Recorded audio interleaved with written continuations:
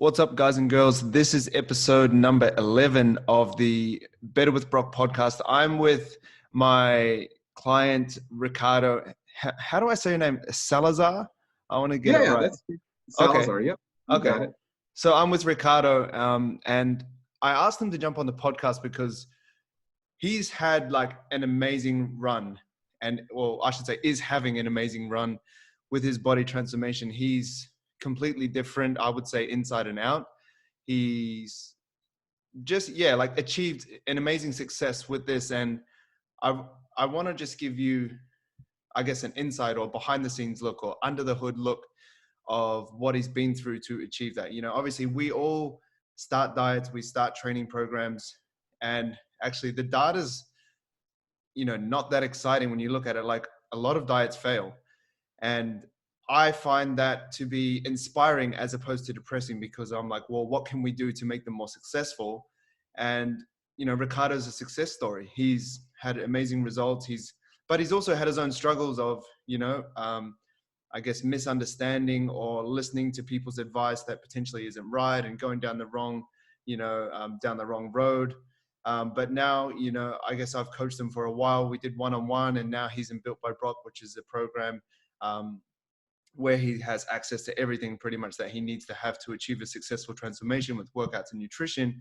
And he's more so taking his transformation in his own hands, still under my guidance, I guess you could say, but he has a real understanding of education behind nutrition, behind training, behind things he can do with his lifestyle to actually achieve success. And like I said, he's one of those people that has achieved it. So I kind of want to give you a look of, this is what he went through. I'm going through that too. But this is what he did to actually push through, where some people would, I guess, potentially fail or give in and then kind of lose hope. So, I guess, Ricardo, to start to give people a picture, just give us a brief intro on yourself, like what you do, I guess, where you're from and all this kind of stuff. And then I'd like you to slowly go into, I guess, where you were before you started your transformation, and I guess how you got to a place where you're like, okay, I want to make a change.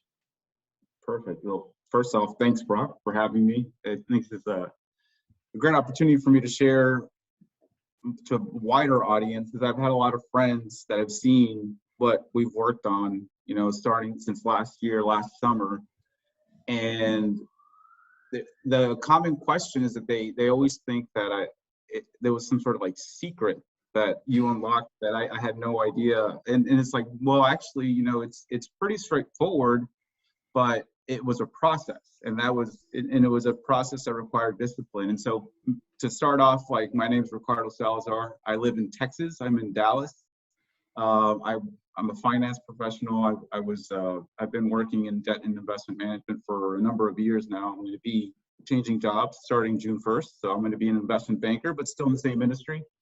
But yeah, my background is not in fitness. Obviously, I studied finance. I'm a finance guy through and through. I even did some teaching for a few years, but that's always kind of been my focus. I'm a numbers guy, and so like everyone else that isn't into a fitness professional, I only know what I was exposed to through TV, through just word of mouth, from, hearing it from sometimes on radio shows, but I by no means was an expert. And, like in college, I tried going to the gym, and I would go to the gym with a buddy, and I dropped a lot of weight one year because, I had put on a good amount of weight my senior year in high school, and I did it in the worst way possible. It was just a really aggressive and unhealthy calorie deficit because I had no idea about nutrition. So I just basically wasn't eating. And it's something that when you share your story, Brock, about, and you show that picture when you're really, really skinny, it was something looked like similar to that is what I looked like, but I just was not going about it the right way. And then, for a good, 10 years, I was mostly around the same, like, kind of average middle, was never like a big guy, but I was also a real skinny guy. But sometimes you would yo-yo, and that was normal. But then after like December of 2017, I lost my dog, my husky, and I was really depressed. And so I was just I was drinking a lot. I was eating terribly all the time. And I put on a fair amount of weight for about a year. And then I just never, like, I was kind of in a funk, to be honest, for a while, because I was kind of feeling like my job was in a rut, really, in my career. And what I was spending a lot of my time on was more than anything doing, I guess, anything social that would get me out of the house. But a lot of that just revolves around eating and drinking. And so I was going into an office, which it was becoming clear to me was exhausting, just the commuting, all that sort of stuff. And then I wasn't really happy when I was there. And so what would I do on my, free time? Just go out and eat and drink, and just not have any sort of like structure or like healthy habits built in, right? Well, the pandemic happens, and the first few months of the pandemic, so this was, already 2 years ago, we didn't know, no one knew how long this was going to go, how long this was going to last, right? So in my mind, because I was so tired of commuting to work, and I actually was exhausted of always filling my calendar with commitments that weren't even really about me. It was someone's birthday, it was someone's brunch, it was someone's whatever. And I finally had the opportunity to be alone, to be at home, just relaxed with the dog. Because I rescued a big golden Pyrenees. He's asleep right now, thankfully. Shout out to Gorda. Yeah, Gordo's over there. He's taking his nap. We just finished our long walk.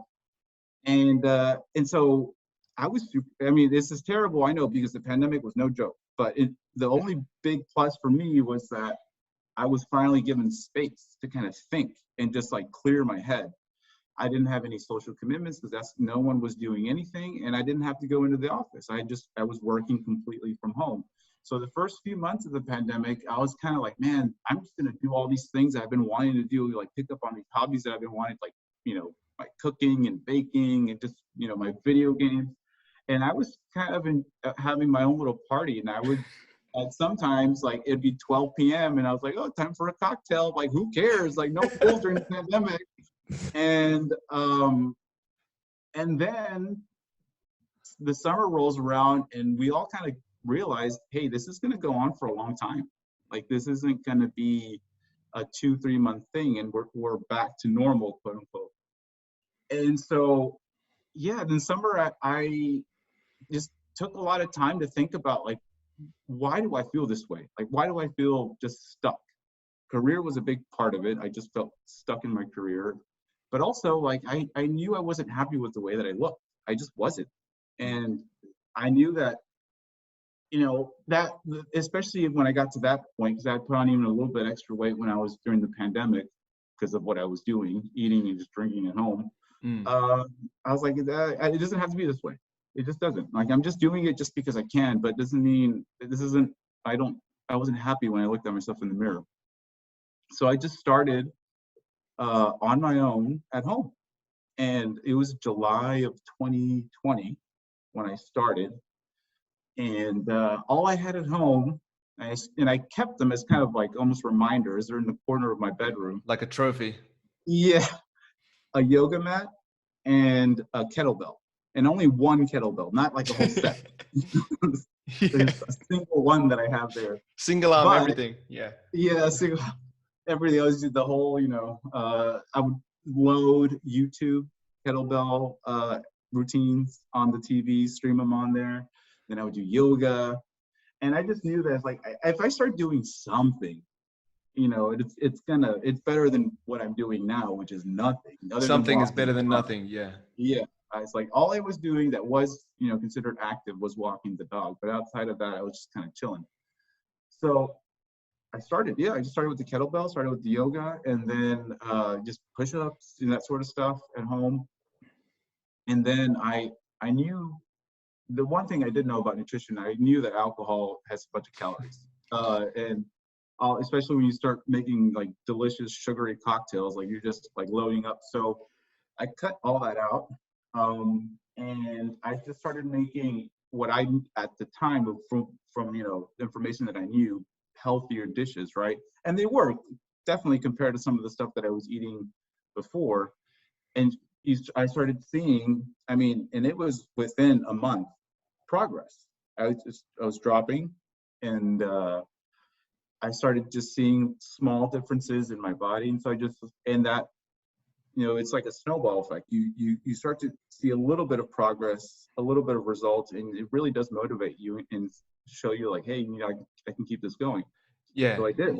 Yeah, actually, sorry to jump in quickly. That's the like the triangle of motivation that I talk about quite often. How like people think that motivation is the source of where your action comes from, but it's not. It's actually results first.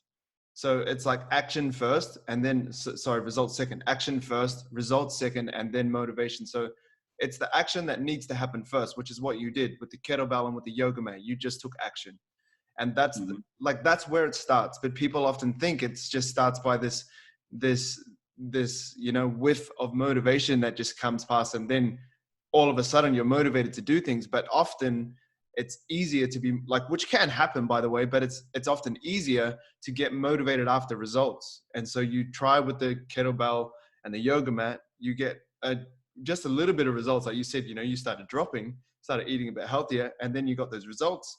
And then, you get motivation, and that's where it starts. So Right. you start working out, you start getting a bit of motivation, and then you continue to do the same. Yeah, I started increasing just the activity in terms of I was doing more like longer yoga sessions, longer kettlebell YouTube streams. And then in the fall, I was like, I'm going to risk the Rona because I wasn't vaccinated yet. I was like, I'm going to go to the gym. I'm going to go to the gym and I'm going to put on my mask, and just because they reopened in October. So I joined the gym in October, and I started going to the gym, 4 to 5 times a week. Not knowing, again, I didn't have the education at the time. So I was just going, again, what I would do is I would get on Google and I would Google like great, upper body plans or whatever it is, and then they would and I would also watch the YouTube videos, great leg day, whatever. And so I was like, okay, that's what I'm going to do. I'm going to do what this dude's doing right here. And I would just go in. Sometimes I would have YouTube running, and I would be in the gym. I was like, all right, next one. So that's how I did it for a number of months, and continued to drop weight. So on my own, before I got involved and we worked together, I got about 30 to 32 pounds of weight loss accomplished through just me kind of learning as I went. That's such a great achievement to do on your own. And everyone was just like, man, you look great, and I felt really happy. And the thing that made me, I think, most proud is that no one forced me to do it. And no one was like, hey, dude, you look terrible, you need to hit the gym. It wasn't sort of like a negative. It was purely just because I wanted to do it for myself. Like you had a realization, like, I need to get healthier, or I need to start looking after myself. Exactly. And more than anything, what the pandemic helped in that respect was that I had no excuse. Like I can no longer say, man, it's because I have to get up super early, and then I have to fight traffic, and then I'm stuck at the office, and then I come back and I'm stuck in traffic again. By the time I get home, it's 7 p.m. or 6:30. I'm exhausted. I got to walk the dog, and by that time, when we're all done, I have to clean up and go to bed. That is a valid excuse. I understand that because I was exhausted by the normal grind of Monday through Friday. And then it's like, oh, well, a friend might get their feelings hurt if I didn't go to their birthday brunch, or blah, blah, blah. So there's always like an excuse to say like, this is why I can't make time for the gym. Well, the pandemic ended all of that. It's like, you absolutely have the time. You're just at home all day. Like that's all we had was time. Yeah. So I was like, oh, well, and so that helped a lot to kind of just couldn't make up an excuse anymore. So yes, I made all this progress, and it's something that I wrote about when I signed up for the one-on-one training. By the spring of 2021, I definitely noticed a plateau. I mean, I had made a bunch of progress, 30, 32 pounds or so. and I definitely did see some growth in my body, but I just plateaued. I wasn't really moving anymore in terms of like up or down with my weight. And I also didn't seem like I was growing exponentially or anything with my body. It just kind of seemed like I was in stasis.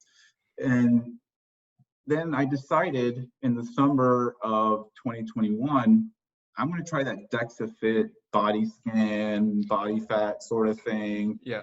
Because I'm curious. I don't know how to measure what I look like or like what my composition really is. So I'm going to go to this DEXA Fit place. And in my mind, the way I saw myself was like, man, I'm probably like 15% or something. I have to be like, I've lost all this weight. And I went to DEXA Fit and I got the scan done, and the guy sat me down. He goes through all the metrics, and he is like, yeah, you this looks really good. This looks really good. Gave me a number. It was like 18.5 body fat. I was so upset. I didn't say it, but I was so upset. I was like, in my head, I'm like, it's like, what? Like, I was like, but I did all this work, and I'm lean, man. I'm lean. Yeah. And like, there's a chart that they have there at DEXA Fit, and it shows you whatever percentage you're falling on. This is like what you're considered. And I was considered like lean, quote unquote lean, but there was the ultra lean, which is where I thought I was going to end up. And I don't know, it sounds really stupid, but for me, because of all the work I had put in, I'm like, no, I should have been there. And so I was like, screw it. Obviously, you're still not, you've made progress, and I was happy with the progress, but I wasn't 100%. Yeah, I wasn't 100% satisfied. I wanted more because I'd already started, and I knew I could do more because I had already put myself through the ringer in a way to get to the point that I was at. But I knew that my limitation was knowledge. Like I'm just not an expert in fitness. I didn't have the education for it in order to get to that, that extra, like, or the next level. And so when I signed up for personal training, I remember I put that in there. I didn't give, and people think that when we got together, I told you, hey, Brock, I want a six pack. I want this. I didn't do that. All I said was like, I want to be leaner and proportionate. I definitely want to look, like it all is even. But I was like, I just want to be able to look my best, and whatever that looks like at the end, great. That's what I put on there. And I explained that, I had plateaued and I didn't know what to do to like take me to the next level with like my weightlifting. So that was all part of it. And then we started, right? And that was, I will say, the first like 2-3 weeks were intense because it was a sudden like rush of information, of understanding. Like I had, for example, tempo as a simple way to look at tempo with the exercises at the gym. I had never heard before. I never knew like the coding of it, the matrix. That, I never knew that existed. Rest times. I was spending a good 2 hours and 15 minutes in the gym sometimes because I was not timing myself between I would like, I would do a good lift and then I start like bullshitting on Instagram or something. You know what I mean? Like 5-minute rest periods. Yeah, 5-minute rest periods, or talk to someone, whatever it is. And you don't think it's a big deal. And now that, it'll be a year this July, or I guess a year at the end of June, that we started working together. I will see people at the gym and they'll be just sitting at the machine that you need, and they're like on the phone and they're just chilling. I get so upset. Like, move. He's like, you're bro, I need that leg extension, man. I need like people sit there with like the leg extension and they're like on their phone whilst their legs are going up and down. I'm like, bro, what are you doing? Like, you're not even counting reps. You're just like it looks so cruisy. Yeah. And also like you explain, hey, the rest times actually matter with how your body's responding. And so if you're taking that long of a rest between your exercises, you're not doing yourself any favors. I didn't know that. Obviously, before we started working together. So, but yeah, there was a lot to learn kind of in a short amount of time. Tracking, like just tracking is a skill that you have to build. And initially it's a lot because no one is raised to track. Like they don't teach that in school, obviously. No one does it. Like, other than people that are committed and serious about their nutrition and their fitness, and they understand why it all kind of works together. But you have to learn how to do that. And it can be overwhelming at times because there's a million different variations of what you can eat and how you can combine it. And to try to accurately track, it takes practice. But I will say, like, the easiest one to understand, and what I tell people when they ask me, like, what you've learned from Brock, like what's something that I can do also, is like the easiest thing you can do is move. That's like probably the one that is most accessible of the three, I would say, is movement. So out of the Everyone, three, what do you mean, like the other options? nutrition, there's the nutrition, the weightlifting, and then movement.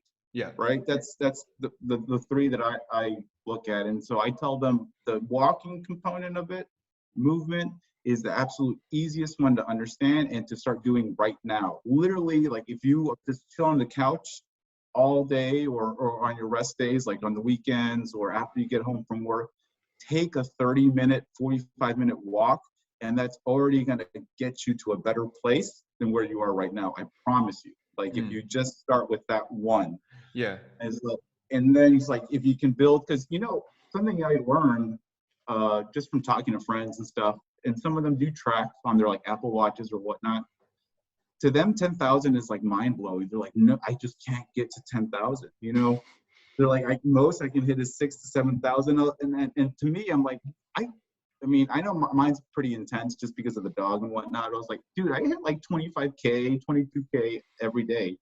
So you can definitely get to 10. I promise you, like a $10,000 or 10,000 step a day goal is maybe like 2 good long walks a day, one in the morning, one in the afternoon, and then all the in between walking that you do just for normal getting stuff. up, getting down. Yeah, you can definitely hit it. But that's the first one I tell them, is like, and then if you want to get into nutrition, like, okay, I will explain everything that I've learned. It's like, but that one is a heavier one. Yeah, that's much.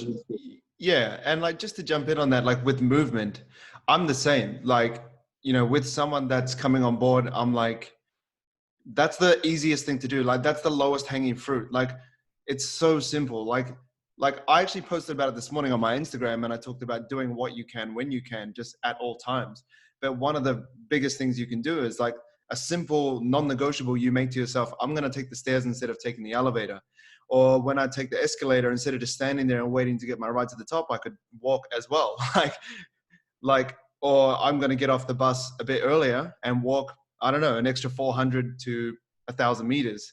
Or, in the weekend, instead of, I put this in my caption this morning, instead of sitting down and enjoying a coffee, we'll get a takeaway and we'll go for a walk. Like on the weekend, my wife and I woke up, we just like went for a walk. We got a coffee and we walked for like an hour. I got back and that was like 8,000 steps done. I was like, man, I'm like, what else are you going to do on the weekend? Like, obviously I don't have kids at the moment. You don't have kids, you have a dog. So you have more motivation to walk, but it's like one of the easiest things to do.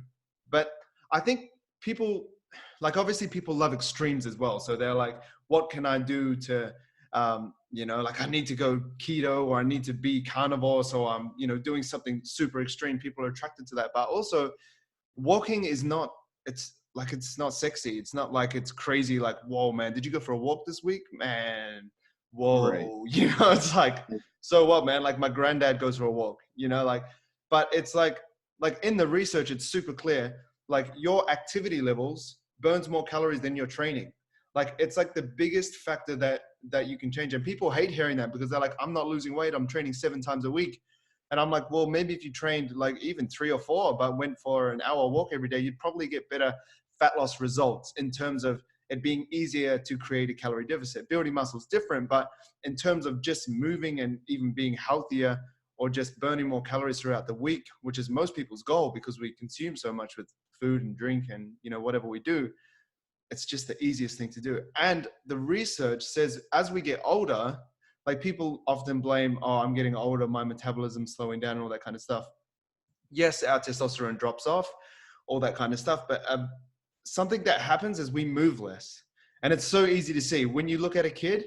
Like we were looking at a kid last night walking back from doing our groceries. He's just walking and hitting his head.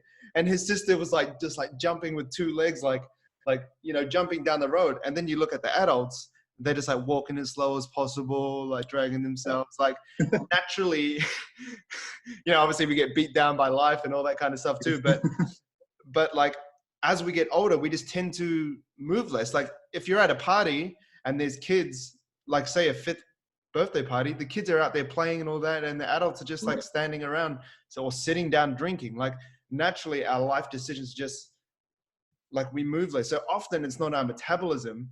If we were older and we still had that same initiative, like, oh, I need to walk as much, like people would probably get better results. But it's such a key thing to understand. And obviously you understand that now. Like you're racking up heaps of steps and you're staying lean all year round. Like after getting your initial fat loss results that we achieved, which was amazing.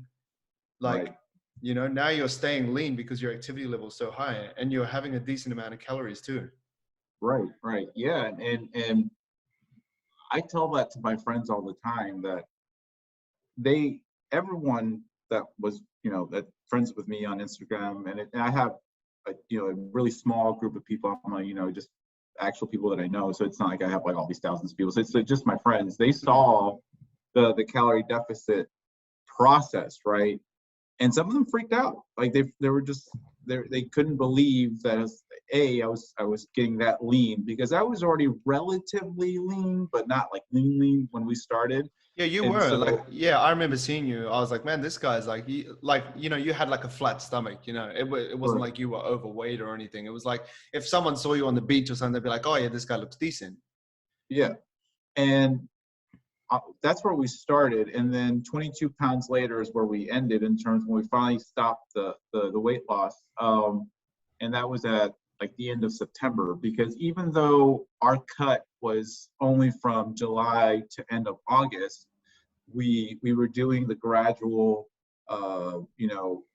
reverse dieting, essentially going back, trying to find the new maintenance, right? And so I was still losing a little bit of weight up until finally at the end of December, when we hit that 2,600 calorie range, that the weight loss stopped. And so at that point, that was like the end of all the weight loss. And that was 22 pounds on top of what I had already started, back in July of 2020. So what's overall, the total number, that you've lost from that time to now? You're looking at about 50 to 52 pounds of total weight loss. That's amazing, man. That's amazing.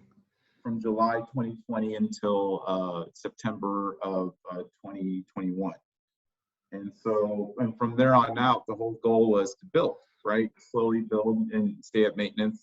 And so now people see, it's funny because again, those 2 months of the deficit, of the cut, some friends are freaking out because I was really trim. Yeah, I was skinny. I was skinny, but that was the whole point. It was to get to. But I would say you were lean. Sorry to jump in. I would say you were lean. Like there's a difference between skinny and lean, and I would call you lean. Like, or like shredded, if you want to use that word. Like if you look at someone that's skinny, that was the old us, like going, doing extreme things where we had no idea. We weren't really training that hard. We just, not heaps of muscle mass. We were just kind of skinny. Like you were definitely holding some decent muscle mass. You were training well. You were lean. Exactly. Yeah, I agree. And I guess it's just the nomenclature that you hear from, I guess, your friends and family and stuff. They're just like, oh my gosh, look. And I'm like, yeah, I know. Just like, but I told them, like, you look sick. Yeah, there's a big picture here. It's like what you're looking at right now is not even the halfway point. Like this is almost in a way kind of just a starting point.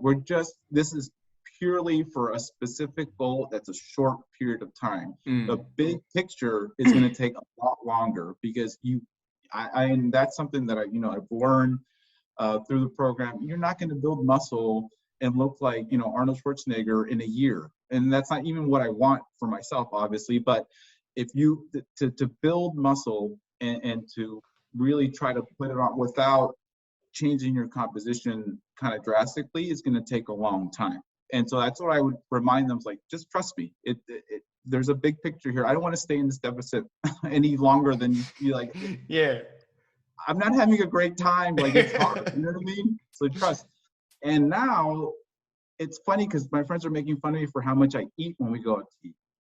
And I'm like, yeah, like I told you, like I would get to this point. But part of the reason, again, with movement, I am so active now, and I purposely do it because I want to be able to comfortably enjoy food, enjoy, my time out with friends. And I don't want to have to be, worrying too much, because I plan everything. I'm a pretty structured guy too. So You're a I numbers know guy. something. You're a finance guy. Yeah. So I know it's like, oh yeah, someone's birthday is on Saturday. I got this. Like I'll bank a little bit on Thursday, Friday, some extra movement there. I'm set for Saturday, and I have no issue. I go out and I eat more than they do, and they freak out. I'm like, yeah, but it's because I've understood how this all works. It's all connected, and I can plan without it being stressful, without it, feeling like it's overbearing. Like it's relatively easy now. I would say, like, you always have to work at it, but it's nothing like before, where if the less you know, the more you worry about a birthday party, the more you worry about a holiday, because you freak out. You're like, oh my gosh, I'm making progress, but I'm gonna screw it up if I have some of that like pie. And it's like, no, you're not going to screw it up if you eat some of the pie. You need to know how it all connects, and you can work accordingly. Yeah, but that's where people, I guess, without the knowledge that you have, and people that don't prioritize understanding calories, or, how much you need to consume, or what phase you should be at in a deficit or maintenance. Like, if you don't understand that, it's all guesswork. And that's why it's scary. Like fear is literally just the unknown. Like, you don't know what's going on, so you're scared, or you don't know what to do, so you become scared, or you become anxious, however you want to word it.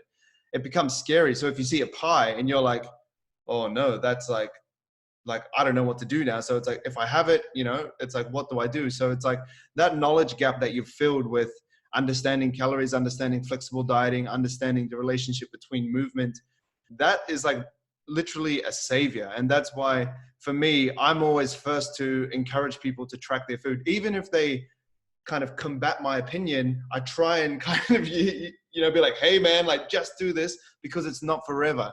It's literally just an understanding. Like, if you tracked just for a month, you would understand, and then that knowledge would help you, like, navigate through that social situation where there's a pie and you're like, what do I do? Because then at least you go, okay, if I have a slice of pie, that might be, I don't know, 300 to 500 calories, depending what pie it is. At least you have a general guess. But if you have no idea, then you'll probably just be like, I don't eat pie, so I can't do that. Or, oh no, I'm just not going to have it. Where having it would lead to you having a better time. And you could also put it into context of your goals. Like, Absolutely. and that's where you're, I guess, reaping the benefits, where you're going out with your friends and all that, and you're like eating a truckload to them, and you're probably, one of the leanest there, or probably got the most muscle there, or the most fitness person there. I put that in quotation marks if you can't see it, but like, Nice. like, once you understand it, it all gets put into context. And one thing I'll add to that is, like, you understood it from the get-go. Like, the calorie deficit is not your whole life. It's just a certain period of time. It's like, it's kind of like, when you're being a tired ass, when you're saving for a house, you're just saving for a house and being a tired ass for that little bit. But once you buy that house and, everything's then you can be a bit more generous with your spending and stuff. Right. But there's certain periods of your life where you need to be frugal. Like, like with your calories, we got pretty low. I can't remember how low. Maybe it was We started 1800, 1600 kind of. July, we did 2000 a day. And then in August, we did 1800.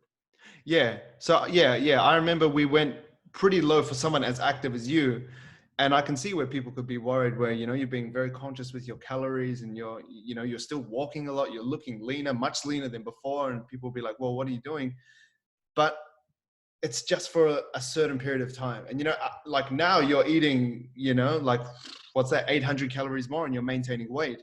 And that's like a couple meals right there. Like, a calorie deficit isn't forever. But once again, if you go back to that person that doesn't know anything, they might think, if you're on 1800 calories to get this lean, you have to eat 800 calories for the rest of your life to stay that lean, to keep that body. And that's one thing that I know people think like, oh, if I'm eating like this, I have to maintain this to stay like this. But that's completely false. Like you're, if not leaner than you were before, or same leanness, but you're eating like way more. Like this knowledge thing is like, it's such a savior. Absolutely. And I think, and when I share like my progress pretty often with my friends, like on Instagram, and it does blow their mind, because now that we've been out of the deficit for a while, and we've just focused on a slow build and maintenance.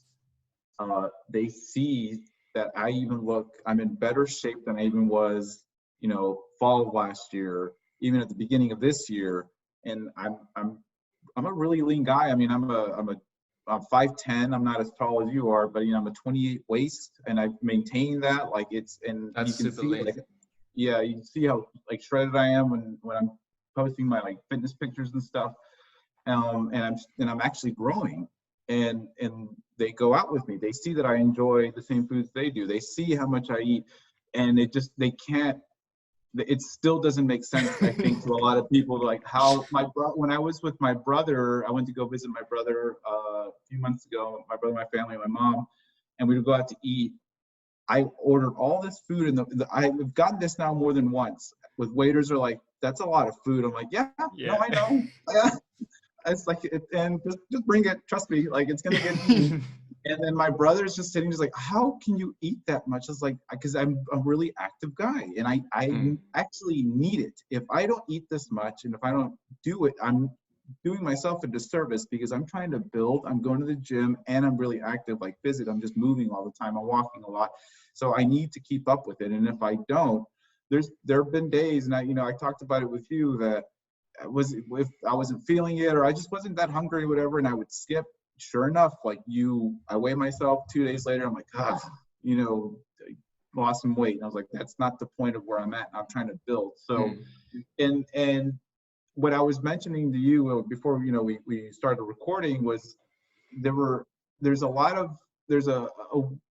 everyone comes to this to a point of like trying to, learn about fitness and grow and either like, and when I say grow, I just mean like in terms of, actually getting to know how this all works. Understanding, right. We all come from it from a different angle, in terms of we bring our own knowledge, or in a lot of cases, misinformation. Lack of knowledge, right? To, trying to better ourselves. And for me, what I was telling you is that I didn't know a lot, in terms of, I wasn't reading fitness magazines or anything like that, but I heard from a lot of movie stars that would be put through the grind to get super lean for a role, what they did, right? And there's been all kinds of different, like, for example, I was talking to you about Daniel Craig when he was in the Bond movie. When he was in Casino Royale, there was that scene where he comes out of the ocean, and everyone at the time was like, look, he's super jacked, and he's in the Speedo, and it's like a 10-15 second kind of just focus on like, look, James Bond's hot now, you know what I mean? And they're like jacked. And so they asked him, like, what did you do? And I was telling you, like, one of the things that I remember him saying, this is 12 years ago, and so it's stuck in my head, was that he did not eat carbs after 9 p.m. And so for someone like me that doesn't know anything about fitness 12 years ago, you associate not just carbs with something negative, like, oh man, carbs are bad. But not only are they bad, especially bad if you eat them after 9 p.m., because apparently that's just going to tank like your entire like body. So that, goes into my head. When Beyonce, when she was in that movie Dreamgirls, she got real thin for that role. There was a thing circulating for a while, the Beyonce diet. She did some like lemon water, cayenne pepper, maple syrup drink thing in the morning, and she's like, yep, that's what I did every morning. And then I think she talked about other stuff that she did, and so people thought, okay, I need to have the lemon water, cayenne pepper, maple syrup, which sounds disgusting. It sounds absolutely disgusting. And look, I can get thin like her. A lot of the Marvel guys, like Chris Pratt, He had his famous moment in the first Guardians of the Galaxy where they do like a sort of like 360 sort of thing of his abs. He's like super shredded, and they especially made a big deal out of Chris Pratt because he was kind of like a thicker guy, a bigger Yeah. guy when he was in that other show. Was it Parks and Rec, right? And so he went from that to, you know, six pack dude in Guardians. They're like, how did you do it? And so he would talk about, oh man, well I had to eat all my, I couldn't eat like normal food. I had to eat this kind of food. He was put through a calorie deficit. That's what they did. They put him through a pretty aggressive one in a short period of time so he could get in shape for his role. Same thing with Paul Rudd when he was in Ant-Man. There's a scene where they show like his six pack and they talk to Paul Rudd. He's like, yeah, you basically can't eat anything fun. It's like miserable. So they're framing it in a really negative way. And me not knowing anything, I hear that, you know what I mean? And I think the only way that I can look like that, I have to basically be miserable. And that's not true. That's not true. Now I know that. Now that I'm on the other side of that, I'm like, no, no, no, no. Like, look at me now. Like, I mean, maybe I don't look like them. I don't know. But I'm in really good shape. And I'm not miserable. So Yeah, like 100%. Like even just like like The Rock. Like I've seen interviews and like YouTubes of him sitting down with his like 8 meals a day, and like he's a different story because he's just a giant. Like I don't know how tall he is and how much he weighs, but he's a giant. I'm sure he needs to eat a lot, but he's got this like super. Sorry, man. Let me just cancel that. It's my dad. He's trying to call me. Come on, Dad. Like he's like sitting there with like 10 meals and like so all of a sudden, and you know, like they're not fitness guys, so you have to give them a bit of like, you know, like a bit of leeway. Like they're just doing what they're being told. Like they right, don't have, like they're not personal trainers. But once again, the ideas coming out that like you have to eat to a certain schedule, you have to have chicken, you have to have like lean bison, you have to have like what's it over in America, there's a fish, is it called tapia tap I don't know, it's called something, it's like a, tilapia, yeah, tilapia. tilapia, yeah, it's like a real lean, apparently quite bland white fish, you know, that's like Right. really low in calories. Like you have to have that with greens, and like if you have carbs, like it's only like this much, you know, you have to have this tiny thing. It's like, The steamed broccoli. yeah, and even like Wolverine, he's like got a ton of interviews talking about how he'd wake up at 4 a.m. and eat, you know, have a protein shake and peanut butter and then go back to sleep. And, you know, like it's this big chore. And these guys, sure, they look amazing. But it's like, if you're just taking that on, it almost seems impossible, like Right. to achieve. And then like I think that's why people like give up. They like see these interviews because millions of people are seeing these and they see them in the movies. They're like, wow, and you're like, I can never look like that. But you know, that's why I'm so big on education. And obviously I don't have the reach that these superstars do. I'm trying my best to put all the content out. But if people just understood like that, it doesn't have to be this crazy, you need to wake up at 4 a.m. to get jacked and eat, like, or you can't eat carbs after 9 p.m. I did the same thing. I would never eat carbs like after dark. Like the sun goes down, it's like this magical like, ooh, carbs have just turned Yeah. into this fat storage machine, I'm gonna blow up. Like I never did it for Right. years. Like even when I was an early personal trainer, there's like misinformation out there, and like I would be telling my clients like, don't do that. And even like knees over toes, don't put your knees over your toes. I'd be saying that to my clients because that's literally what we learned as personal trainers. Like there's like so much misinformation out there, and I know it's hard to filter what's true and what's not, but that's why I focus on pushing so much information that I know is kind of backed by evidence and by research and by scientists, and also by practice of me using it with clients, that, you know, it's not impossible, because it's like, it's literally like disempowering. Like it makes you feel like you can't do anything. Like the Rock's probably, and Wolverine and all that aren't talking about physical activity levels or Right. creating a calorie deficit and stuff like that. And like, if we did know, it makes such a big impact. And just people getting started, because like that's all they need to do. Like I used to read fitness magazines. I was telling you before we jumped on and actually started recording this, that like I would read, and I've talked about this before, like I used to work this retail job that I just did to get by, and I'd sit there on the iPad while no one was in the store. I was probably meant to be doing stock take or whatever, but I wasn't. I was sitting there like researching like best workout, or like I'd go on simplyshredded.com, which is like this website, which is like where all these fitness models would have interviews, and I'd like just written ones, and I'd like read their diets and I'd read their workout plans, and they'd go for like 2 hours long. So I'd be doing them like straight after I finished work, screenshot, bang, there's me doing these like massive workouts, eating so restricted, and I would just look like the same, if not like not even as if I'm training like these guys. And it was just like I would just try and follow their thing, what they were doing. Obviously, they're not talking about the steroids that they're on, but I'm just following their thing, and I'm like getting so discouraged. I'm like, man, like what else can I do? I would just go like get nowhere. And I think so my cousin's girlfriend texted me this weekend, and she was telling me she's about to start like a sort of exercise nutrition plan, right? And she was like, what tips do you have? And instead of me saying specific things like, oh,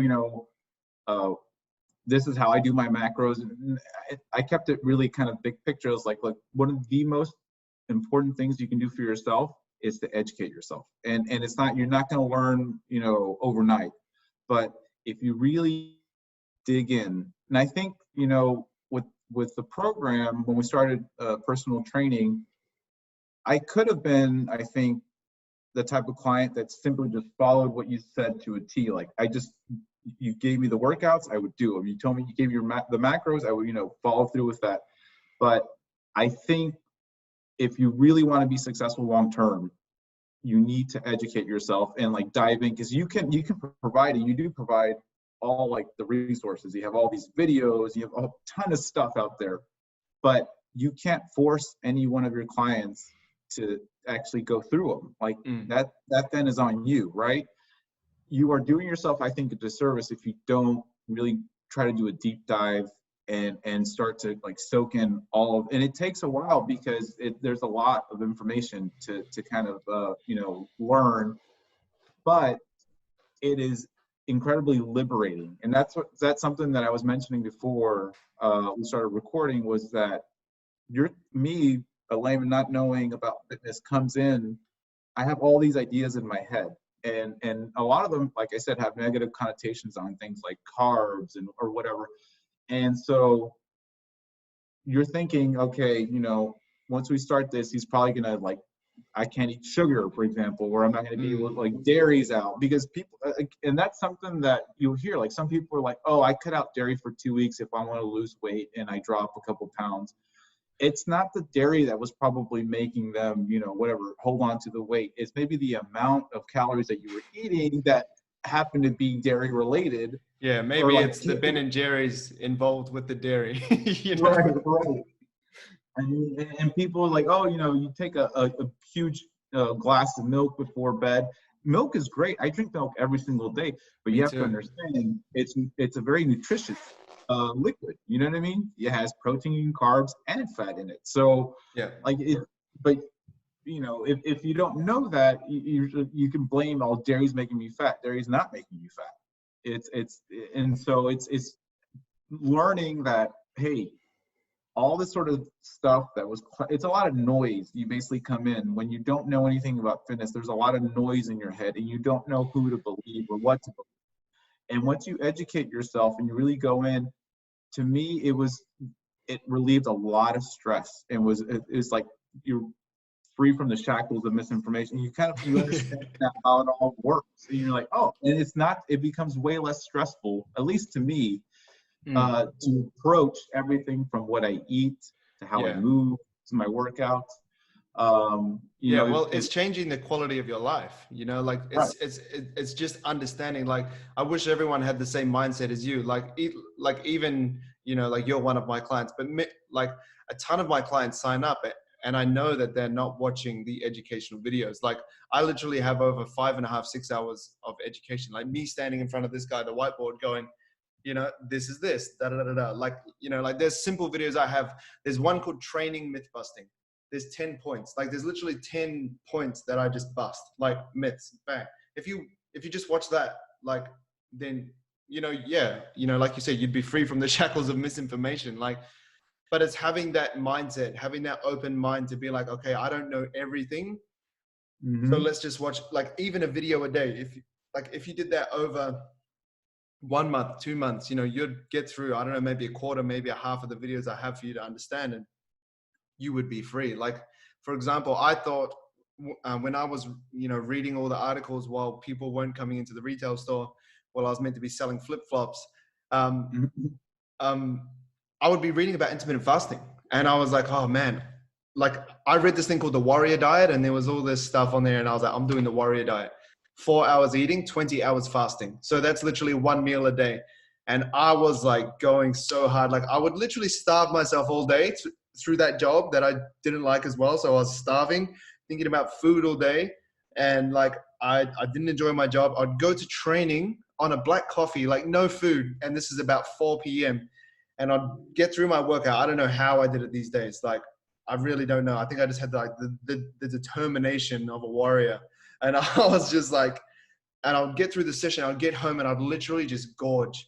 I would just eat everything and anything, right? And like, I didn't know what a calorie was then. I was kind of aware of it, but like I literally thought that this was the thing, and and I would just eat as much as I can and then my stomach would literally be so sore. I wouldn't do anything for the rest of the day, and then I'd just go to sleep and wake up and then just do it all over again, starve myself all day, 4 hours. And I thought this was the thing. Like, this is the thing that gets you lean. This is what gets you strong. They were talking about growth hormone and all this kind of stuff. Like, there's so many things out there to believe.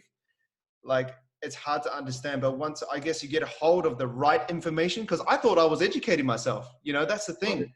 There's so many things to educate yourself on. You don't know if it's right or wrong. Like, how do you determine that? So I was trying it all, and then after 2 or 3 months, I would just get discouraged. But at least I was kind of like experimenting. But that's why, yeah, as I was saying, Right. I just put out the education there for people to understand, so they don't have to spend 3 months starving themselves, getting no results, and then being like, oh, well, that doesn't work. Like, if you Right. just get the answer straight away, it's so much easier. And I think for me, what really worked out nicely is that, my background is finance, right? And what I thought was the most kind of welcome surprise to the whole fitness world was how data driven so much of it is. Mm. And to me, because data, I can do data. And it Yeah. turns out that if you not just tracking food, which is huge, right?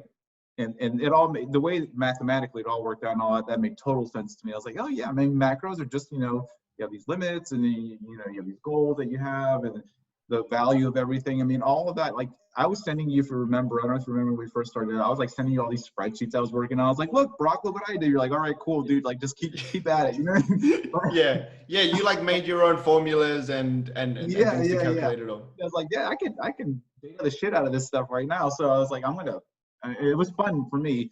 But what made a lot of sense was instead of it being some sort of like secret or some, you're like a wizard with, it turns out so much of this, if you just have good data, you can build on it and learn what you're doing. So I would not just track my food, my steps, I have my little Fitbit, I track my weight. There are all these things that once you start tracking and you have the data, because what you have to learn that's really important during this whole process is about yourself. Because you when you start fitness, you actually don't know as much about yourself as you think you do. I didn't know how much I was consuming in a day. Oh, yeah. I didn't know how much I was, actually walking in a day. Weight is probably the only thing that people do track here and there because almost But yeah, everyone has tracking a it scale without now. context though, like without context of knowing what influences your weight. So Right. so you're weighing different weights, or you're gaining weight, you're losing weight, but you have no idea why. Exactly. And so it's once you start, all you're doing is documenting your behavior and you're documenting your habits.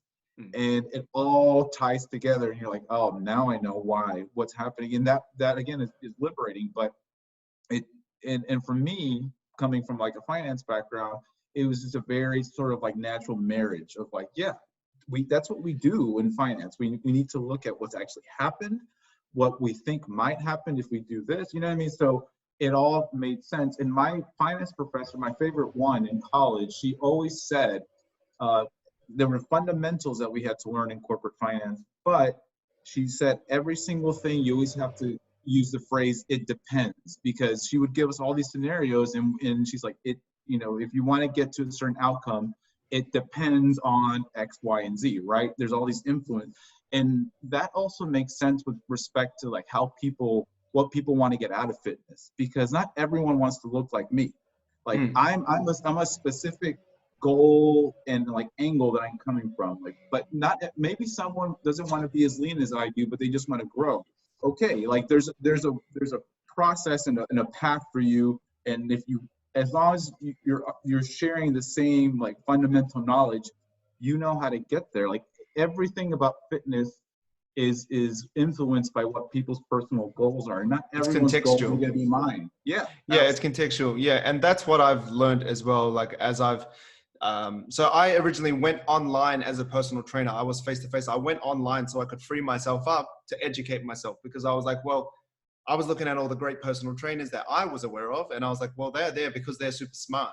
So I was like, if I can somehow build an online following and build an online business, then that I don't have to be face-to-face training, then it'll free up my time. Not so I can just sit around and be like, oh, cool, I'm training people, but I'm sitting on my ass. I was like, I can really educate myself. And that's where, you know, I can help people like you that are like so attached to data and education that it frees you and helps you get great results. So I would, you know, like start learning like that kind of education side of things to really help, I guess, you know, like you and other people, because once you have that education, it's like, yeah, like you can really start getting results. But the scientists that I was learning from would always come from, it depends. It depends. Like that's a very scientist answer. And it kind of pisses you off, because you're like, what does it depend on, man? Like, I just want an answer. Like, do I eat an apple for breakfast, or, you know, do I eat a protein shake? Oh, it depends. It's like, well, what does it depend on? You know, like, and it frustrates people, because even when I do Q&As on my Insta stories, people are like, you know, what's better, barbell versus dumbbell? And I'm like, it depends. Yeah. Like, you know, like for what? Like, you know, like if you know, if you're trying to get really strong, a barbell, because it can handle more weight. But if you're trying to work on stabilization of the muscles, then, you know, go for dumbbells. So like there's so much context, like with everything. And that's why I hate this kind of, you know, like keto versus vegan, what's better? Or, you know, this versus that. What's this? What's that? It's like, it's so black and white. Like the only black and white thing that I'm aware of in fitness is more like calorie deficit for fat loss, calorie surplus for building muscle. Like these are principles that are black and white, but there's so much context. And that's why education helps, because it helps give you insight of what to do in that context, because that whole it depends thing is frustrating. Like, especially when you don't know, like when you have no education, you want black and whites, because that's how you learn. Like I learned that way too.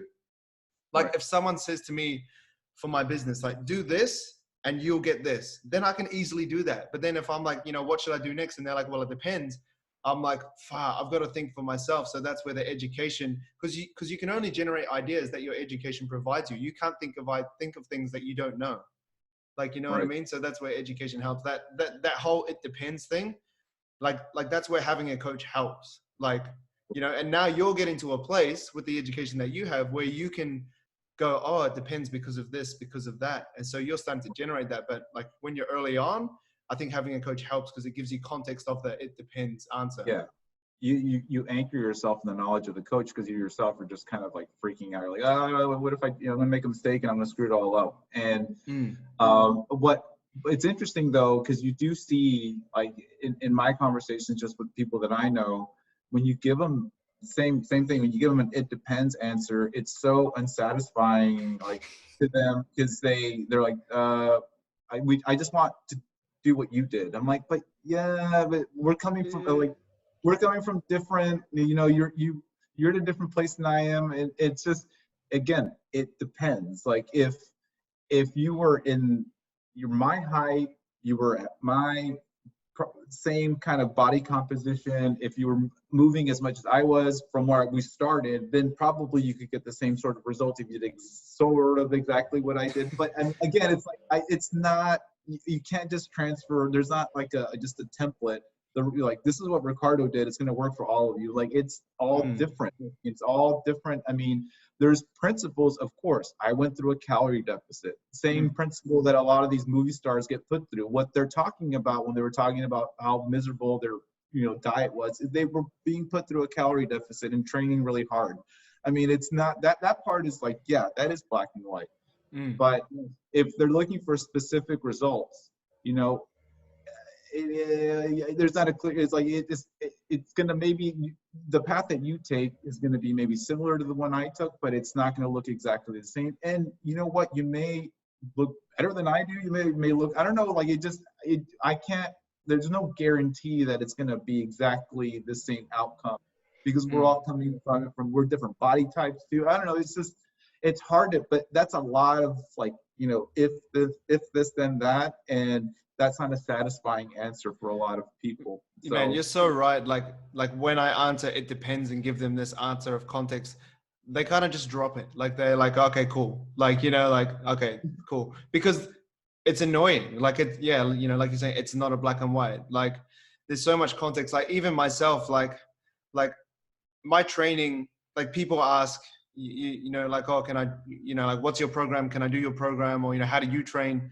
And this isn't really like, it depends, but it's like, this is what works for me, and what works for you could be completely different. Like, that's why I enjoy personalized programs, um, like one-to-one coaching, because I make a program exactly for you, like how we first started. But for example, for like, I guess more generic programs like Built by Brock or the 16-week mail guide that I offer, like that's why I provide the education, because it's like, well, yes, there's a program to follow, but there's also context in between. Like my body responds really well to heavy weights. Like I respond really well to like anywhere between 2 to 8 reps.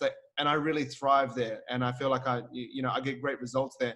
And when I do higher reps, I still enjoy it. Well, not as much as doing less reps, because then I get to rest more. But right. like like that doesn't work as well for me. But I have a friend, for example, who doesn't like lifting heavy. His structure is a lot. Like if you look at him, he looks more lean, like a football player, soccer, and he has like his bones just look smaller. Like we're the same height, but his frame is smaller. So you can Right. kind of tell that his build is probably potentially built less for dealing with heavier weights. And so he pushes up volume. So he uses Mm-hmm. volume as a driver for hypertrophy, and that works for him. But for me, if you look at me, and especially if you see my genetics, like I'm Maori, like I'm indigenous to New Zealand, like they're quite thick boned people. Like my bone density is really heavy. Like, and I respond really well to heavy weights, and my frame kind of looks like it can handle it as well. So like, it depends. Like, if you follow my program, are you going to get the same results? Maybe, maybe not. But like, I really thrive on that. I have a lot of type 2 muscle fibers. I'm quite explosive, where my friend, he's more of a type 1 muscle fiber, which is like more strength endurance, longer reps, kind of like working with more oxygen, where mine's more ATP energy system, which is, I guess, more explosive, to make it simple. Like there's so much context. But what you've been able to generate with this education is like your own context. And as you continue to grow in education, it'll only get more and more accurate. And that's the beauty of, focusing on education, but also you're putting in the hard work, you're applying it too. And that's the only way to get the feedback. Because there's also the other side where people are just like scientists. Oh, this is the perfect rep range. This is the optimal thing you should do. You should do this exercise, but only 3 reps, and you should rest, and they get too analytical, but they're not applying everything like you are. Like you're putting in the effort, which is very clear to see in your results. One thing that I want to ask you is like, and you may have touched on it, but like, what did you find the hardest about achieving your transformation? Like overall, I know this is quite hard, but like, what was your biggest obstacle that when you finally overcame it, it was like, or like that led to the most results? Like it might be a few things, but if you can like kind of whittle it down to, to a smaller number, like what was like a big struggle? Because a lot of people find struggles when they're, say, going for fat loss. It's Mm-hmm. sugar, it's tracking calories, it's, oh, I could never eat like that. I live with my mom, so she cooks, and it's like impossible. Like, what did you find really hard? Yeah, I would say, I mean, uh, other than kind of connecting the dots, right? The big picture, all the different aspects of understanding the workouts, the nutrition, all of it. Um, that was its own huge challenge, because it's kind of like a crash course, you know, and you have to, the thing is, we started personal training, and it's like, day one's already, and you have all this stuff to catch. You already feel like, I felt like I was behind. When I started, on our first day, I already felt like, man, I'm super behind, because there's like a million things to keep track of, and I don't know how it all fits. So, I mean, that in and of itself was a big challenge. But I think with the nutrition, you don't realize how, I guess, how loaded different foods are with certain things that you were used to just eating all the time. And when you have to, when you're on a calorie deficit, I mean, the hardest, I think, was fat, because protein is high, and so everyone, I think, with the exception of some people maybe that don't eat meat, it's not that hard to hit your protein, even if it's really high. I'm half Mexican, half South American, but Mexicans especially eat a lot of protein. I mean, they use a lot of meat in Mexican A lot of diet. meat. So protein didn't worry me. I was like, oh yeah, I can hit protein. Carbs were a little bit limited, not too bad. And everyone loves carbs, so that's not an issue. Fat, though, was pretty low relatively, you know what I mean? And I didn't know how high fat content a lot of foods have, and that's what bummed me out initially, because I'm like, man, I think I had like, what, 58 grams of fat, I think, was in my, or even less than that now. I can't remember. I don't remember wrong. It's somewhere there. I'm sure I have it, but it was pretty tight. It was pretty tight. And there's so many things that you're used to using oil in, that I was like, man, I can't do that now. It's like dressings. Like, people, when they tell me like, oh, I'm keeping it light, I'm eating a salad, and then like they drown it in dressing, I'm like, got bad news for you. Yeah, man. That This salad's vinaigrette, healthy, right? yeah, it's like, that vinaigrette's gonna kill you, man, because it's, or at least the plan that you have, because that's gonna put you at an 800 calorie salad, as long as that dressing is mostly oil and has only a little bit of vinegar.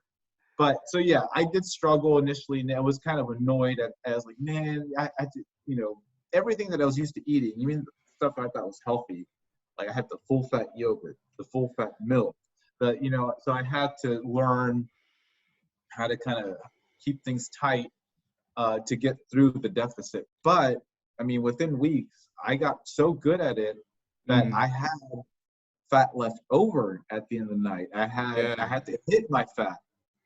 So it wasn't like I struggled with it for weeks and weeks. It was like the first 2 weeks that, like, man, hummus? Like, come on. Because the tahini in it, and the olive oil. Everyone's like, hummus is great. And it is.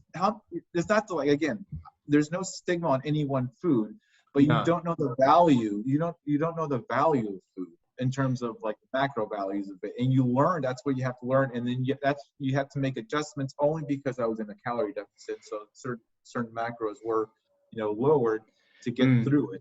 But once we got through it, it's not an issue anymore, obviously. But there was a point, like I think 3 or 4 weeks into our cut, like I said, I got really good at always reserve fat, basically. So I switched, like, zero fat yogurt and low fat milk, because I wanted to save some fat for like some fun stuff, a tiny bit of fun stuff, right? Yeah. To make That's myself how a I little like bit to. sane. Yeah, that's how I like to approach it too. I would rather have leftover, because I feel like dinner is such a rewarding meal. Like, you finish work, you often eat dinner with people, like, whether you're rooming or whether you're with family or whatever environment you're in. Like, often, like I find, well, just in my life, breakfast and lunch is usually on my own.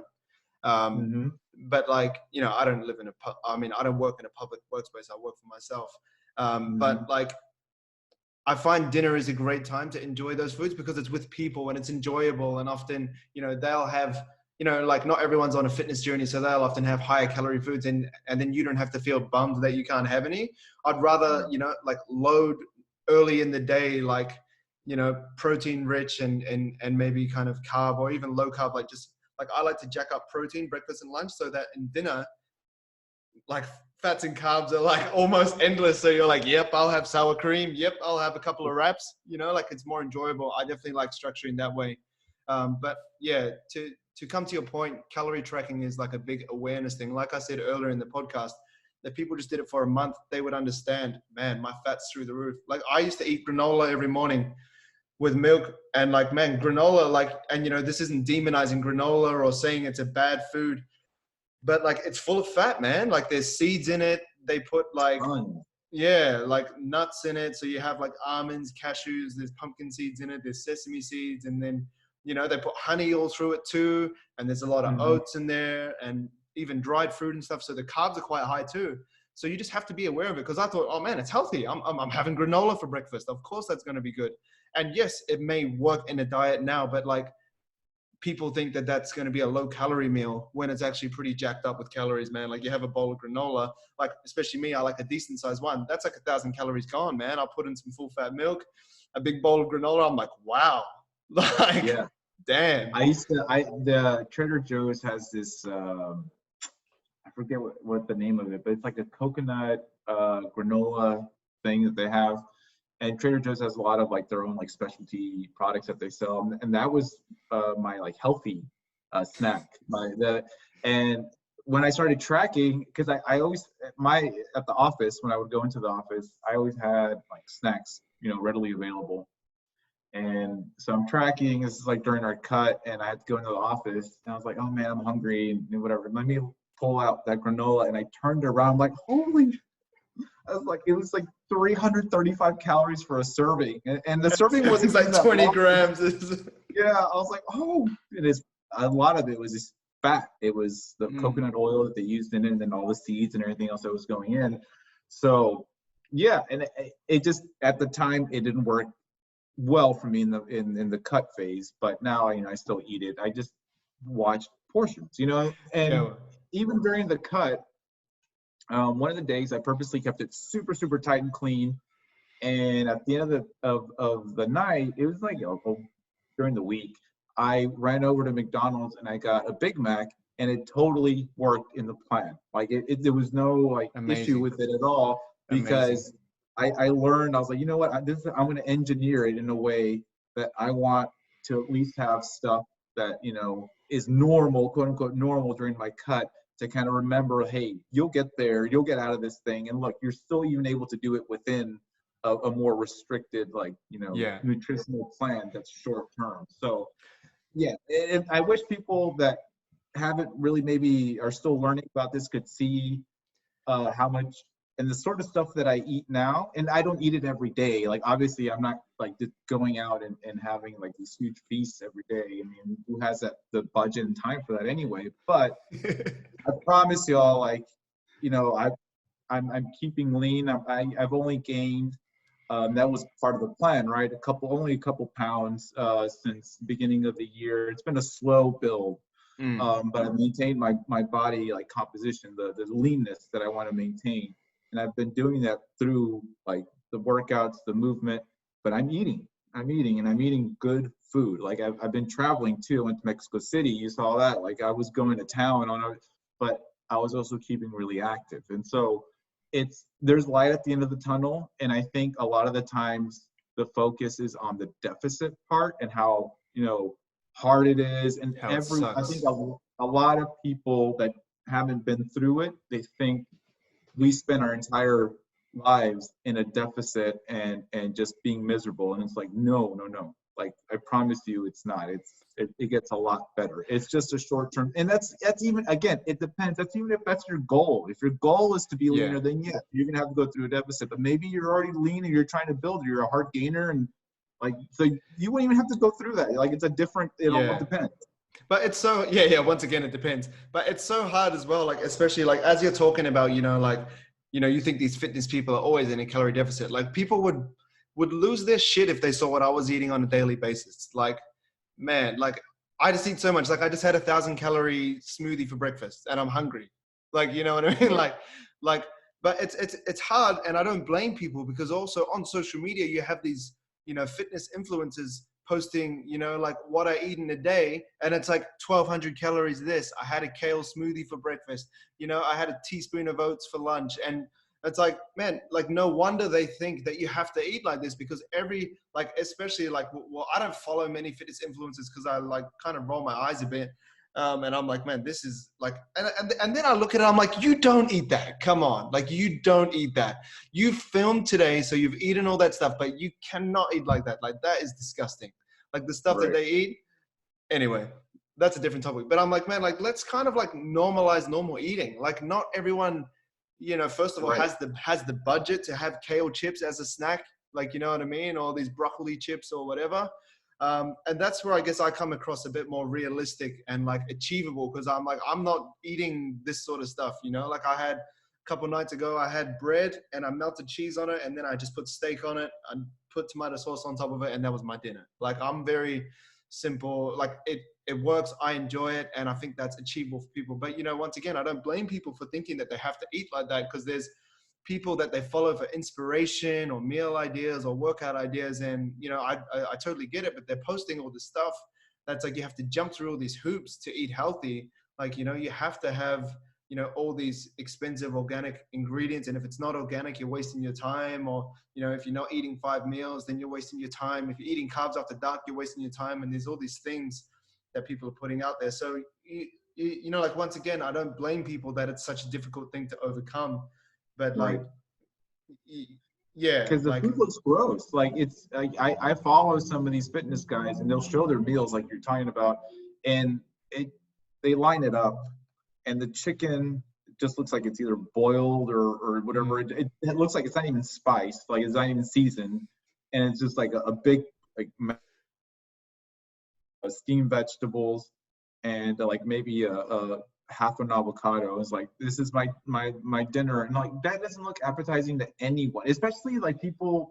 I was raised, my mom is an excellent cook, like, and she's always been really passionate about food, and so and I love food, all kinds of cuisines. I like to explore restaurants. It's like a hobby of mine. I think it's super fun to go out there and see what people are offering and their twist on things. And so for me to look at what they're eating, it's such a turnoff.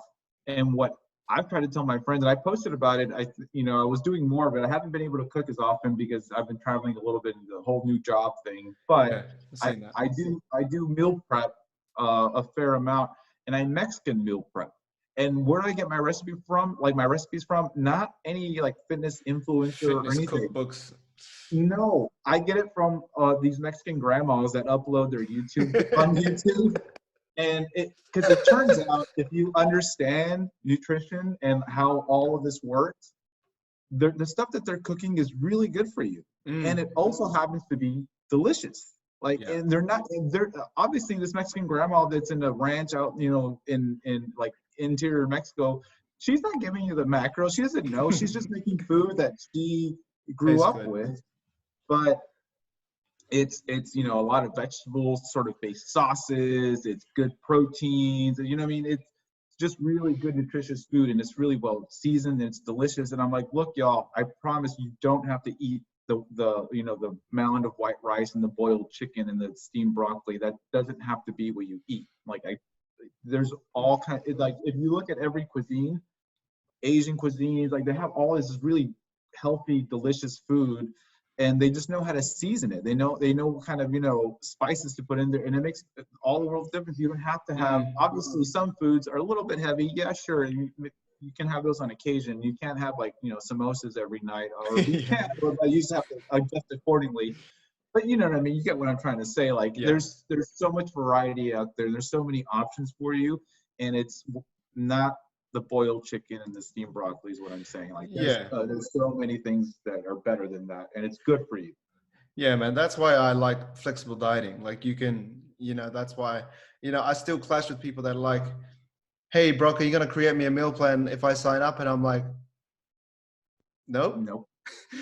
So they're like, thanks. And then they go somewhere else. But, you know, that's better that they go somewhere else, because or else we're just going to continue to butt heads. So like, you know, I say openly, hey man, like if you sign up, I'm not going to give you a meal plan. You can create one if you want, if it helps you, you know, like I have a meal plan template. If you want to create your own, I have a grocery guide. If you want to use that to go shopping and, you know, buy the foods that you want, I have a recipe book that you can use. Like I give people tools, but I'm like, I don't want to give you a meal plan that you feel locked into so that you have to eat like a fitness influencer if you think that that's going to get your body, because you don't. Like if you enjoy having a Big Mac on a Sunday, you can have a Big Mac on a Sunday. You just need to, you know, make it work, you know, within the context of your diet throughout the week. Like meal plans are just, you know, boxes. And I know because I, you know, when I was on simplyshredded.com, they were just following meal plans. So I would, you know, eat like they were, and it's depressing. You can't go out on social occasions.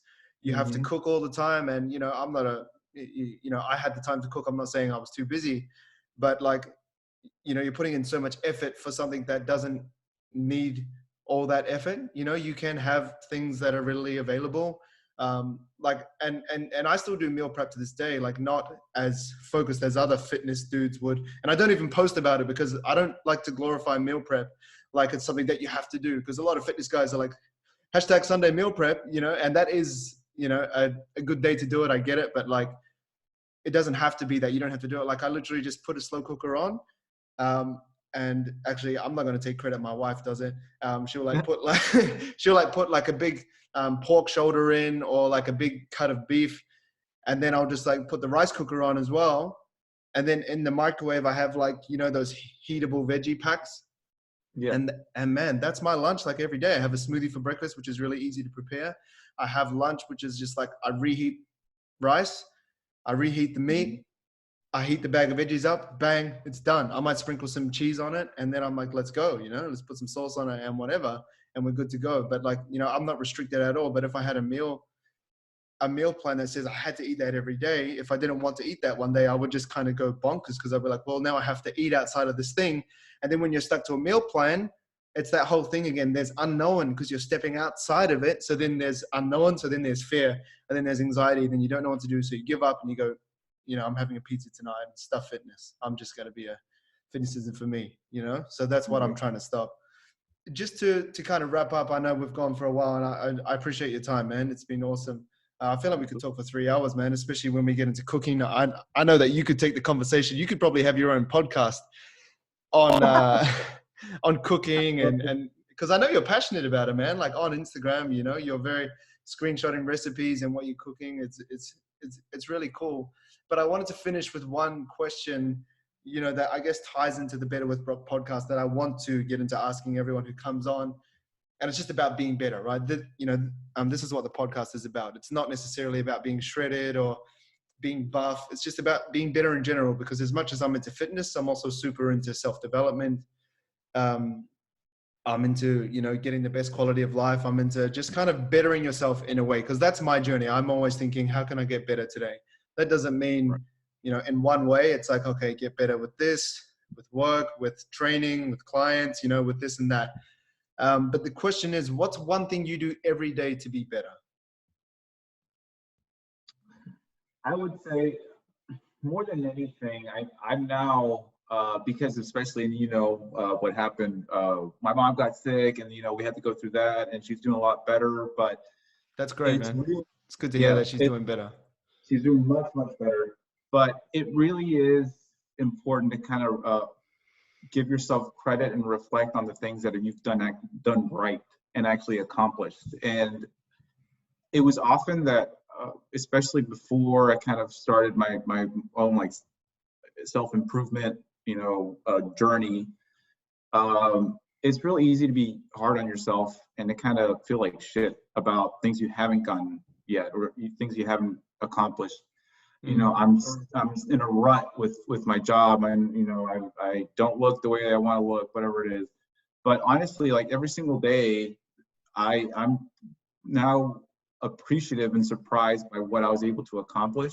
And you have to let yourself kind of, you know, give yourself some props for being able to get to that point, and understand that if you were able to do that, you know, you were able to for me, what started my whole like journey was here at home with a yoga mat and with, you know, a kettlebell, it helped me honestly get this new gig, right? That I'm going to start in June, because what the whole transformation did is show like I'm not a spring chicken either. I'm 38. You know, I'm going to be 40 next year. I'll be 39 in a couple months, and then I'll be 40 next year. And so, like, your cake isn't baked. Doesn't matter if you're 22, if you're 38, like I am, or if you're, you know, older than I am. Like, you always have an opportunity to be better. And I didn't think that was still available to me until I did it. And now, like, every day, I'm like, man, like, at least for a little bit of appreciation for yourself and what you're able to accomplish, and see that like all the goals that you have, and I still have goals that I haven't achieved yet. You know, I don't own a home, for example.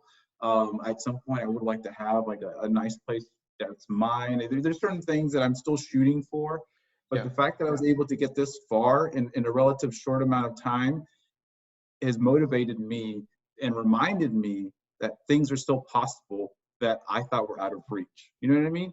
And so I don't know. I think every day, just being able to kind of give yourself credit and not be so hard on yourself. If you haven't accomplished this one thing, like, it's not the end of the world. You have time. Like, you just have to work at it, though. That's the one thing, is that Yeah. you do have to, you know, make a plan, or at least have a vision of where you want to be or how you can get there. But it is possible, because trust me, 2020, things weren't looking so great for me. I thought I was like, my cake was baked, and turns out it wasn't. You know what I mean? And like, look at me now. Like, I made the change for myself personally, but also I'm starting a new gig in June. Super excited about. I finally got, and we had talked about it last year. I was like, man, I really want to get a work from home gig. I really want, you know, I want to change. But did I get it overnight? No. And it took me many months. It took over a year, honestly, and a lot of rejections. You know, and I shared that. I shared all the rejections that I got from all these different jobs that I've been applying for. I ended up getting the job that not only gives me, you know, the work from home, which I was looking for, but pays me more than all the other jobs I got rejected from would have paid me. You know what I mean? And so it's like, you end up still, like, you, in a way, I won in that way, but I had to go through, you know, all these rejections and some disappointments, and that's just part of it. But yeah, I'm really surprised sometimes by what I was able to accomplish. And it all started with just a decision that I made for myself, you know, during the pandemic, sitting here in my apartment. So Yeah. yeah. Man, congratulations, bro. That's awesome. I can't wait Thanks. for you to start that new gig. I think that you know, obviously giving yourself credit is important, and that's one thing I struggle with for sure. Like, it helps to have my fiance, my wife around that, because she often reminds me, because I'm such a future thinker, and you know, Mhm. I'm going for this, and as soon as I get it, I almost don't like throwing a party or celebrating myself, even if it's just in my mind. I'm like, okay, done that, let's go here. What's next? I need to do this. I need to do that. I need to do this.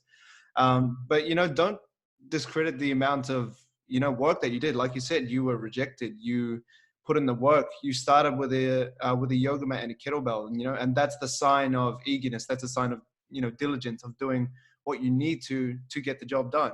You know, so, and that's what a lot of people are afraid of doing. And I think about this often, and I talk about it a lot more so with my close circle. Like, there's so much entitlement out there, that I've realized that people think that they're owed things, you know, or they think that they should get this job. But, you know, like, for example, you um, auditioned or went for other jobs that you failed, Mhm. and you got this one. But some people will just go for one job because they think, oh, you know, I'll get it. Or they have this entitlement of like, you know, I'll get the best because I deserve the best. And I believe that too, but you have to match that with work. And that's one thing that you Mhm. have done, you know, and that's one thing that I saw from my dad. He'd wake up at 4 a.m., go to work 6 a.m. till 6 p.m., come back, you know, he's driving trucks all day, working hard, and he would just wake up and do it. So I thought the same. Oh, that's what you do. You just, if you want to see a result, you just wake up and do it. So, like, for Mhm. example, when I first came to Sydney, I tried to pursue music for a bit, and then I just realized, okay, it's not me. I'm going to go for fitness. In that 1 week, I applied to 10 gyms, right? And I went to see them, bang, bang, bang, bang, bang, bang, bang. And then I started a job next week. And then people are like, well, like, how did you get your job so fast? I was like, well, I went in and met them. I sent my CV, but I also said, I'm coming in on this day. Will you be there? And then they'll be like, oh no, but we'll be here. Because I know that, like, for a CV or for a job, people would prefer to see your face. You know, obviously this is before the pandemic and stuff, but like, Right. I'm all about application. And I think that's where you Mhm. start to get momentum, and that's where things start to happen. And I have no sense of entitlement. Like, you know, I was like down to, I remember when I came to Sydney first, I had some money. I pretty much used it all. I had $2,000 left. And that's like a month in rent in Sydney. So I was like, I need a, you know, I've got 4 weeks, man. I need to get a job. So I had this Yeah. kind of urgency, you know, obviously that helps as well, having that pressure of like, or else you're back to New Zealand, you're living with your dad, man. Right. That drive helped, but you know, like there's that, like you have to apply, you have to try things.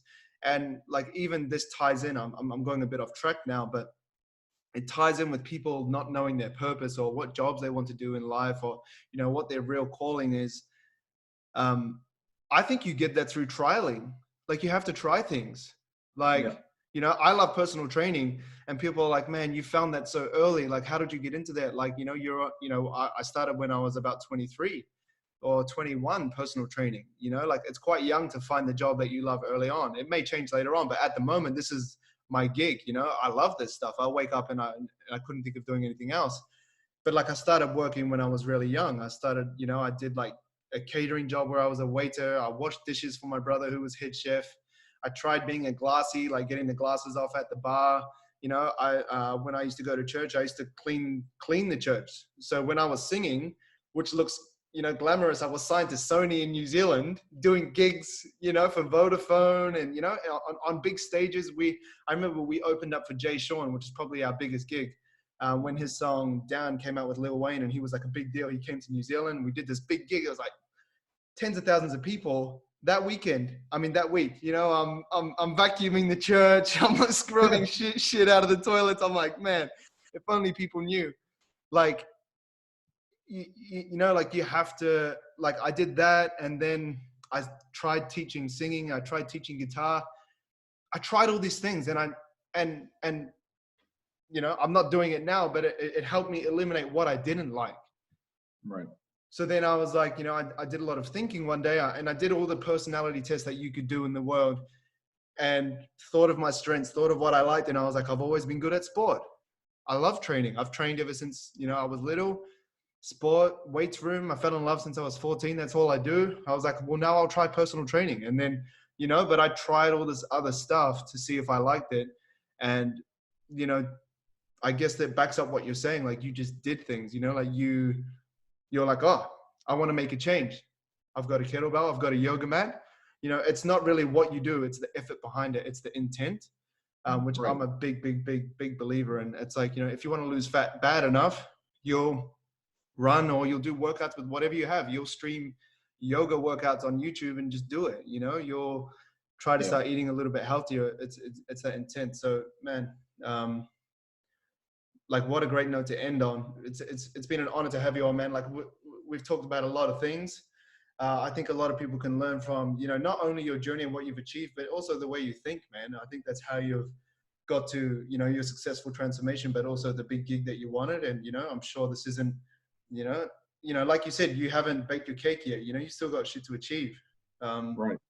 And that's what I love about, you know, like, Gary Vee. I don't know if you follow him, but he talks about, like, people that are in their, like, you know, 40s, 50s, 30s, whatever, feeling like they're doomed. Like, oh man, I'm 30, you know, I should have, you know, I thought when I was like 25, I'd have my own house, I'd have a family, I'd have a white picket fence and all that kind of stuff, you Right. know, like, but we And it's still, okay that it doesn't happen. And that's, yeah. I mean, I think, um, especially when you see people around you, if they're, you know, especially if they're young and they're already like, oh, I already have a home and I have, like, you have to keep up with it. And turns out everyone's path is different, and that's okay. And if you focus, like I said, for myself, like, the fact to me that I had a plan in my head. We were going through our fitness thing, and I was thinking, okay, like, the next phase is I'm going to switch jobs, I'm going to find a new career. You know, mom gets sick, things just totally had to be put on hold, right? And I Mm. remember I messaged you and I was like, hey dude, like I'm sorry, I'm gonna have to just kind of pause everything and go and take care of that. Um, Coming out of that, like I just I to me it's a lot easier to focus on the things that actually matter, right? Because when you get to that point where you don't know if things are going to work out okay, Mm. it's really important to remember that like the small shit that happens really isn't worth, you being that stressed out about. Like there, It's true. when it shit hits the fan, and you're scared, it's a lot easier to focus on things that matter, right? And so when once we got that all situated and she was doing way better, came back home because I had to move down, take care of my mom for a while. I'm back home. I had more motivation than I think I've ever had before, because I'm like, hey, I went through the real hard stuff, the stuff like, that you Yeah. have no way of controlling the outcome. And we were fortunate enough to get through it. And we're all like, okay. Like, so now I can actually, focus on the stuff that is going to, improve my life. But I don't have the sort of stress that I had as like, is my mom going to, be all right? You know what I mean? And so it just Yeah. makes it easier to not sweat the small stuff, Mm. and you can focus on the big things that you want, the big changes you want to make. But it's exciting. It's not scary. In me, like me changing careers, I'm super excited. People are like, "Are you nervous to start a new job?" I'm like, and no, like Mm. I've been wanting this for a while, and now I finally got the opportunities. Like I'm excited. What we want to achieve on the fitness side is exciting to me. Like it's not I'm not scared or I'm gonna have to go through. No, I mean it's a positive change, and it's a challenge at the same time. But that's kind of the fun part, right? So Yeah, man, I think that's the beauty of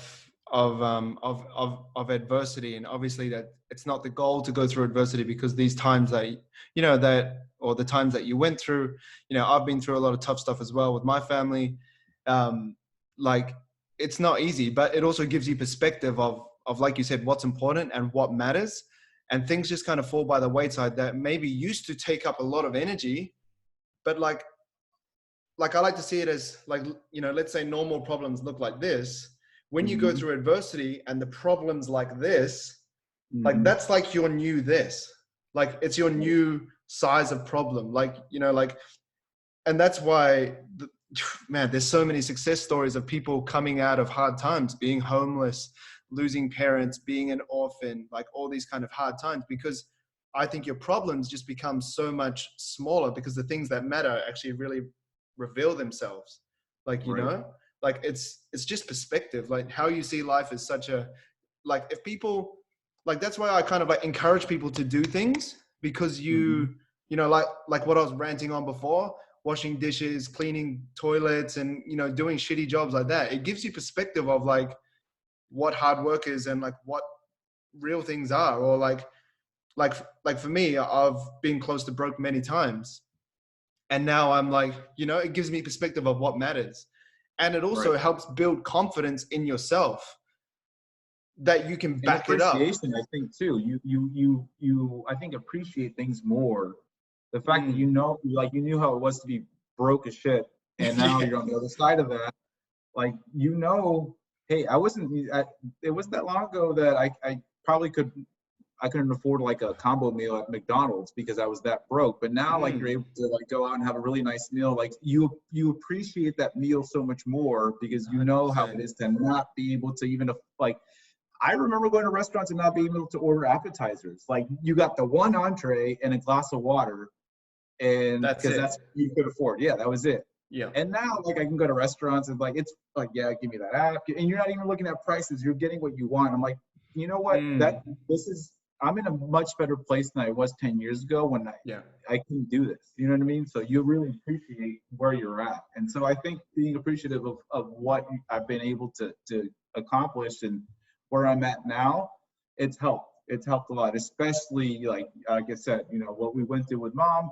I'm just like, why? I'm not gonna stress out about like if someone, I don't know, if I made a joke and someone don't like it and they are mad at me, it's like I'll apologize if it was, but I'm not gonna, it's not gonna ruin my entire day. I'm like, look, y'all, or there are bigger things to worry about. There's bigger things to 100%. focus on, and let's just kind of move on. So I'm like, I'm not going to stress the small stuff. I'm just Yeah. not.